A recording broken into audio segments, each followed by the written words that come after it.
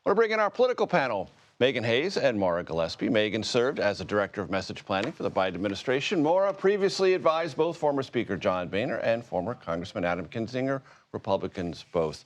So, Control Room, I believe we have a compilation of some sound taken from a recent focus group of swing voters in Michigan who supported President Trump in the most recent election, but might be having some misgivings. Please play that.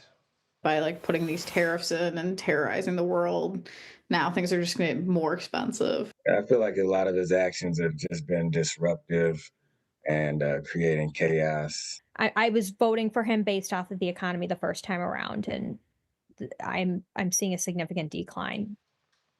Meghan, since you're at the table, you get the first question.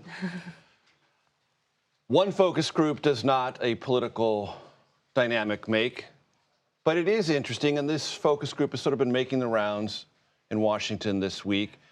How much, as someone who is a Democrat interested in any possible fissures within the Trump coalition, how much stock do you put in this? I put a lot of stock in this. These are swing voters that were Biden voters that then turned to Trump. These are voters that will go back to Democrats in the midterms and in 28. I think that if the economy does not start to improve and we continue to see the chaos, these voters will go back to Republicans in the midterms. Again, that won't go back to Democrats. Democrats, thank you. That won't impact Donald Trump and his political capital, but it will impact Congress and it will affect 28. Maura, your take on it? You know, I think that we're seeing this play out. I agree with Meghan that if Democrats can get leadership and actually have a plan to move forward, yes, those voters will look for somebody to support. But right now, I think there are a lot of voters who feel politically homeless. They are very frustrated by the chaos that Donald Trump is causing the Republican Party. And you're right, he does not have political capital to be worried about because he's a lame duck president. But on the same side, you then have people like Chuck Schumer, who are an inconsistent leadership. You've got rifts happening there between he and Nancy Pelosi, and just a silence on the House side. So there's going to need to be some sort of shakeup here before the midterms, or you may see a lot of people sitting out this election. Meghan, I want to ask you about Michigan, because if what you're believing is true, it could be significant. There was a 234,000 vote shift from 2020 to 2024 in Trump's direction in Michigan. That's a lot.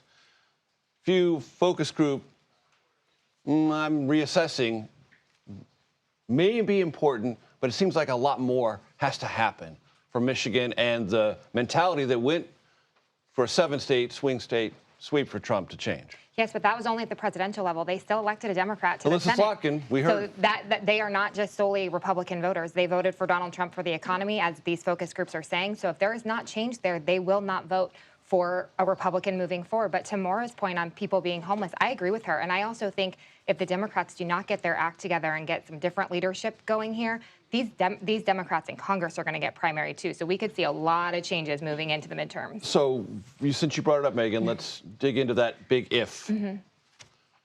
There is this conversation about what is the future of Chuck Schumer? What is the future of the generational Democratic leadership, at least in Congress? What do you think? I think that Schumer needs to do what Nancy Pelosi did and look for a way to step aside for a new generation of people. Right away or at the end of this 2-year cycle? I'm not sure what the best thing is for the Congress. I'm not an expert in the Senate, so I leave that to them to decide. But it is very clear that the Democrats in this country and the Senate and the House want new leadership. They want younger leadership. And so I do think it would be smart for him to start to think of an exit plan and to have some new leadership. Maura, I would like your perspective on this because you work for someone who I know very, very well, covered him for years, John Boehner. He dealt as Speaker with an insurgency within his own party, younger, aggressive, more ideologically motivated members, and ultimately had to, not because he necessarily wanted to, he managed it as best he could, but ultimately had to bow to their rising influence. Is that something you're seeing playing out on the left? Well, I'll say that John Boehner wanted to leave before that happened. So there was that kind of, he had already looked for a strategy out, but he was also looking to pass the torch. He wanted to pass the torch before then. And if you'll remember, Eric Cantor lost his primary to David Bratt Yes. and wasn't able to do so. So, but I will say that would be a great strategy for Chuck Schumer. He's not up for re-election until 28. So he has time, but if he wanted to bring somebody else into leadership, almost act like a mentor in a way and help them through this process. But I do think that it's well past time for the Democrats to look for a leadership that can bring in new voters and galvanize a base that they had long purported to have but largely left because of this, moral superiority they purported, they kind of put forth during this last election that rubbed voters the wrong way. And they need to find a way to have a message that's not just anti-Trump, but has a path forward and looking to something that they can provide. What's the why, and then what's the how to get things done? And Meghan, right now, this recess week, when Congress is not in Washington, the biggest thing happening in Democratic circles is Bernie Sanders and Alexandria Ocasio-Cortez are going around Nevada, Colorado. They're pulling in 20,000, in some venues 30, 50,000 people just to talk about politics and the fight against the oligarchy. AOC is a potential primary challenger to Chuck Schumer. How much does all this feed together? I think it feeds together a lot. I think that they're out there galvanizing the base, which is super important. I think they are both more left than the middle of the country and the middle of the Democratic Party probably is, and where we're going to win. But I do think it is important to get people out there. It shows that they're fighting. It's sound bites. It's on the news. But I just don't think that the rest of the country is where the far left is, like Bernie Sanders or AOC. So I do think we need to come to terms and we need to have some real leadership. And I just don't think that Schumer is providing that for us right now. Meghan Hayes and Maura Gillespie. Meghan gets the first and the last word. Maura, I promise I will make it up to you on your next visit here, whether it's via Zoom or here at the desk.